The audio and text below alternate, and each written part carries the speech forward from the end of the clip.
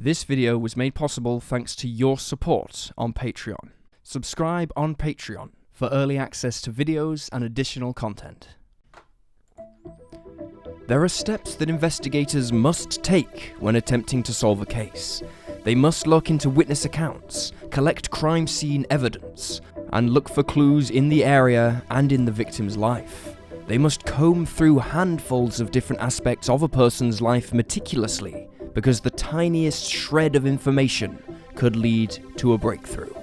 But sadly, there are cases where so little information is available that the case becomes near impossible to solve. In today's episode, we'll be exploring 4 mysterious cold cases with no clues at all.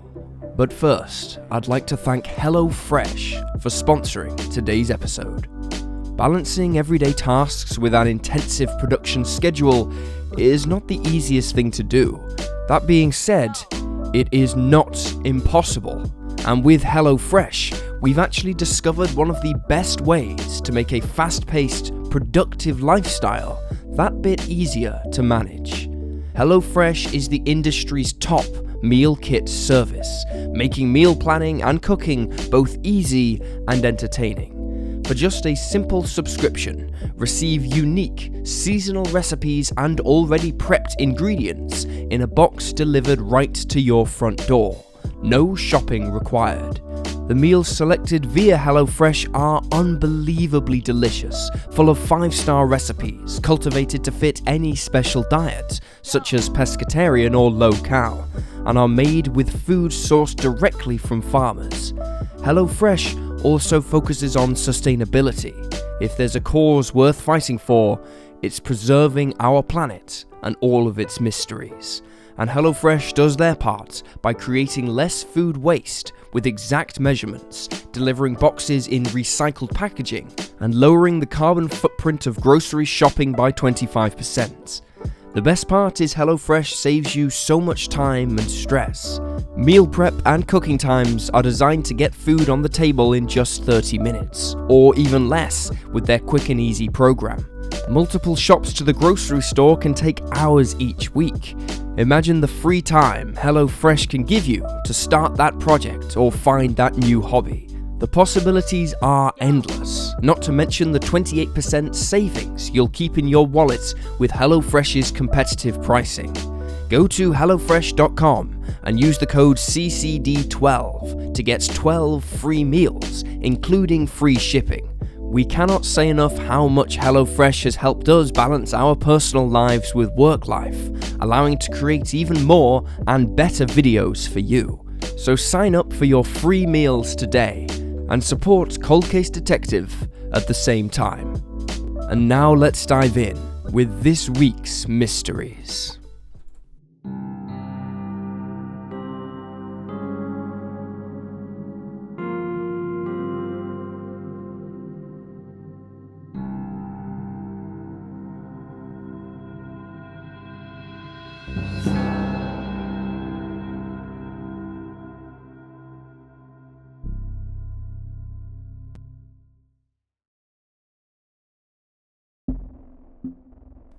John Thrasher. Born November 26th of 1982, John Matthew Thrasher was described by his loved ones as an intelligent, athletic, and popular young man. He was outgoing and well-liked, and had lived in Livingston, Tennessee his whole life. His family knew that his future would be bright, but John's life began to take a turn when he suddenly dropped out of his second year at Tennessee Tech University in Cookeville. He enjoyed drinking and partying as a student, and his family feared that he had fallen in with the wrong crowd. Their fears were only amplified when, in August of 2004, the 21-year-old suddenly vanished. John was last seen by his father leaving the family home and getting into a vehicle with an unidentified driver. This was on August 14th.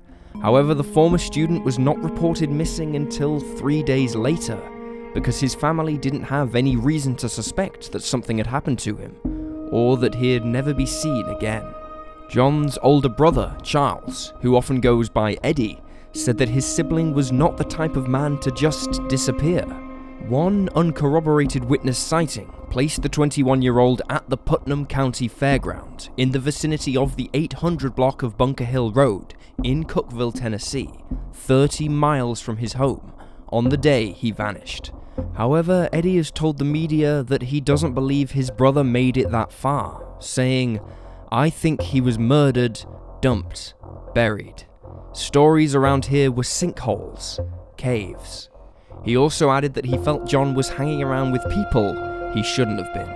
The Overton County Sheriff's Department has worked over the last 17 years to try and bring closure to the case and the Thrasher family, following up any and all leads and tips.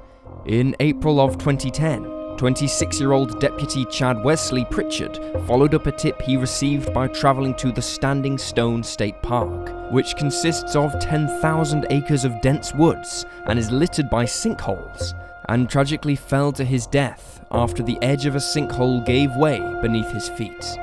The tip the deputy had been investigating sadly did not pay off either. In 2008, cadaver dogs indicated there was something in the water at that same state park. Sonar readings suggested there was a body beneath the surface. However, a thorough search by divers turned up nothing. They also searched the Cordell Hull Lake, but once again, their efforts proved fruitless. While a billboard was erected in the hopes that it would bring in new tips to the case, none of this information brought authorities any closer to finding out John's fate. Tragically, his father passed away in February of 2005, less than 1 year after his son vanished. Authorities believe that someone local to the area knows what became of John, but without a body or the right information, the case remains at a standstill. John was last seen leaving his family home in Livingston, Tennessee, in a white t-shirt and blue jeans on August 14th, 2004. He is a white male and has brown hair and brown eyes. He is 6 foot 1 inches tall and weighed around 180 pounds at the time of his vanishing. He has several distinct tattoos, including a 1-inch wide rope with a knot on his left bicep, an unusual design with the initials JT across his lower back, and his surname, Thrasher, in Old English script on the inside of his right forearm. If John is still alive, he would be 38 years old. If you have any information about his whereabouts, you can contact the Overton County Sheriff's Department at 931-823-5635. The Paris, Texas Quadruple Homicide. October 9th of 2021 will make the 8-year anniversary of the unsolved murder of 4 men in a house in Paris, Texas. It is one of the city's most horrific crimes. The police chief at the time, Bob Hundley, said of the tragedy, "This was a pretty violent situation. I've been a police officer here for 39 years. I can't recall any multiple homicides that we've had." On October 9th, 2013, shortly before 11 p.m, in a house located on the 400 block of Northeast 6th Street, 4 men were shot to death. 18-year-old Romello Stewart, 21-year-old Devante Akins, 24-year-old Brijon Woods, and 32-year-old Billy Carey were all found in the front room of the house and dead from gunshot wounds.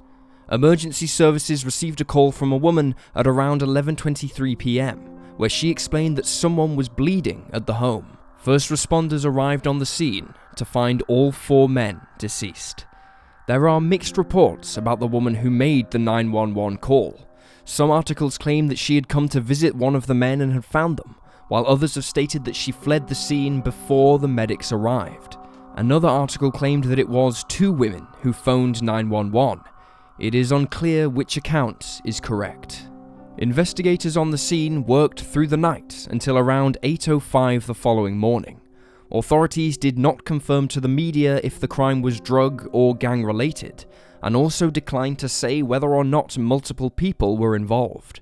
However, they did report that they didn't believe it was just some random act of violence, and they ruled out murder-suicide. According to friends, the house was a hangout for the younger three men, where they went to relax and play video games. The police confirmed that one of the men lived in the house full-time. Despite the number of victims, very few tips came in during the early days of the investigation. Some neighbors reported hearing the popping of gunfire, but they thought it was firecrackers. 2 other men were found to be in the home that night, and they were interviewed, but their information failed to propel the case forward. One of the men was arrested on unrelated charges. Witnesses are virtually non-existent, and the case has quickly grown cold, although officers maintain that the heinous quadruple homicide is unlike anything they've ever seen, and they would like to see it closed. Even online, little is recorded about the victims. We have little more than their names and ages. Romello, the youngest of the victims, who was born on January 22nd of 1995, was described by his loved ones as a clever young man who liked to laugh and joke. He had dreams of one day becoming a rapper and enjoyed video games and playing football. The Paris quadruple homicide is still unsolved. If you have any information about the murders, you can contact the Paris Police Department at 903-784-6688, or alternatively, you can call Crime Stoppers at 903-785-8477. Kimberly Arrington. Born May 23rd of 1982, Kimberly Arrington was the light of her parents' life. Described as a good girl with no rebellious streak, despite being 16 years old, Kimberly was friendly and well-behaved and enjoyed music, dancing, and learning about computers. At the time of her abrupt vanishing in the late 90s, she was a 10th grader at Jefferson Davis High School in Montgomery, Alabama. On October 30th, 1998, Kimberly spoke with her father Walter as he got ready to go to work. The pair chatted about Christmas gifts before the 16-year-old decided to head along to the local CVS pharmacy for a soft drink and some sweets. She had asked her sister Jennifer to accompany her, but the 14-year-old declined, and so Kimberly made the walk alone. According to the Charlie Project, the teenager was last seen in the parking lot of the pharmacy. However, the building had no CCTV at the time, and so this cannot be confirmed. There are many conflicting reports about whether or not Kimberly even made it into the store. Many articles state that she did not, but one report mentions that her parents spoke to staff who confirmed that she had come into the shop earlier. What we know for sure is that Kimberly did not come home. When the 16-year-old didn't return within an hour, her family began looking. A few hours passed before they alerted authorities to the situation. Frustratingly, the police labeled Kimberly as a runaway, despite her good nature and lack of problems either at home or at school. When the case was finally investigated seriously, law enforcement could find no trace of the teenager. She did not appear on any CCTV cameras, and, as we mentioned earlier, it is generally unclear whether or not she reached her destination. Sex offenders and known criminals in the area were questioned, but authorities couldn't pin down any viable suspects.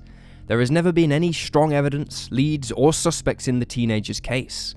Kimberly's father has suggested that her good nature may have led to her disappearance, theorizing that someone may have asked her for directions and forced her into their car. Meanwhile, her sister has speculated that Kimberly was trafficked and she may still be alive somewhere.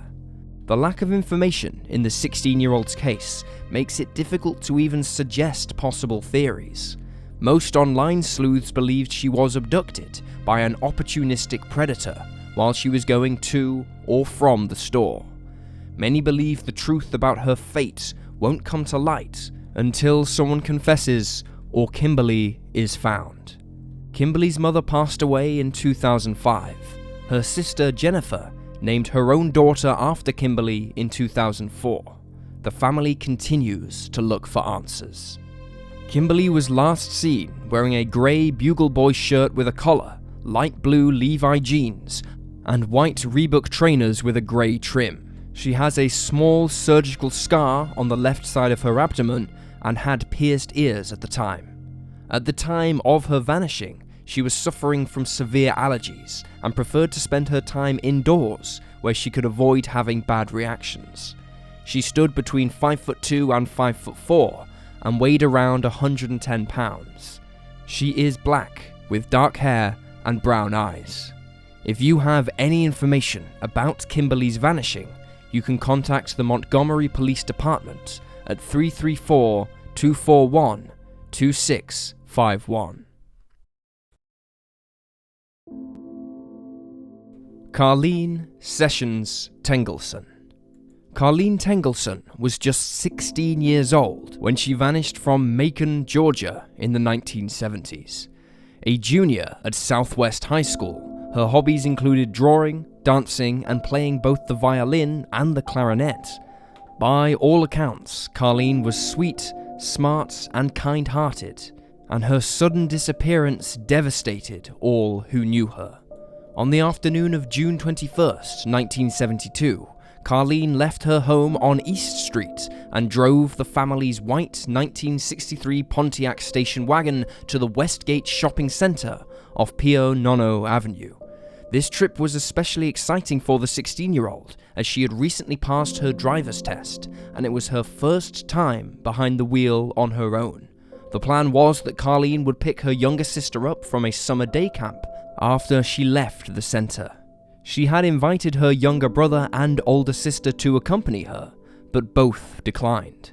At the center, Carlene saw a group of boys she knew. They later gave statements that said she watched them play pinball for a while before leaving. Afterwards, she went to her boyfriend's work, a supermarket called Winn-Dixie, behind the shopping center. But instead of speaking to her partner, she left a note on his car telling him that she'd see him that night. From this point on, Carlene's movements are unknown. She never returned home. Her younger sister called her mother to let her know that Carlene hadn't arrived, which is when authorities were notified of the teen's uncharacteristic disappearance. However, police told the mother of four that she couldn't file a missing persons report yet because it hadn't been 24 hours. At 1:45 a.m., the family Pontiac was found at the shopping center, outside of a local donut shop. Oddly, the vehicle's windows were wound down and the doors were unlocked. Family immediately grew more worried, knowing that Carlene would never leave the car like this. Worse still, there was no sign of the teenager. One of her sisters stated her belief that the car had been parked there for a short time before it was found, because there had been no sign of it before the family's search began that night. While Carlene's father had been away on a business trip in Florida, he returned home straight away and repeatedly asked the police to dust the car for prints. Eventually they did, but this turned up no new leads. A year after the vanishing, the Tengelsen family moved to North Carolina. Before they went, however, they left a phone at the old house, which was hooked up to a search hotline number, and requested that the new residents of the home answer it in case Carlene called. The new house owners obliged, and the phone line was active for 2 years. But they never received any calls. In 1977, the family returned to Macon. They settled just 4 miles away from their old home. Both of Carlene's parents are now deceased, but her younger sister continues to live in the area. There is no evidence in Carlene's case, and there is very little in the way of theories. Speculation online ranges from the 16-year-old being taken by someone she knew, to her being murdered at the hands of an active serial killer at the time, John Paul Knowles. Carlene was just 16 when she went missing on June 21st of 1972 from Macon, Georgia. She was 5'9" and weighed approximately 115 pounds, and was white with hazel eyes and long brown hair that she straightened. When she was last seen, she was wearing a blue men's dress shirt, blue jeans, a Mickey Mouse watch, a silver bracelet with the name of a prisoner of war on it, and her boyfriend's white gold class ring, which was engraved with his initials. Carlene had braces, a chipped front tooth, a small mole on her left cheek, and a freckle on her neck below her chin. If you have any information about her whereabouts, you can contact the Macon Police Department at 912-751-7505. And there you have the facts. Please leave a comment down below with your own theories and speculations, and remember to like this video and subscribe to support the channel. You can also support us on Patreon to receive a shout out at the end of every documentary we make. Thank you for watching. Stay alert, stay safe, and I'll see you next time.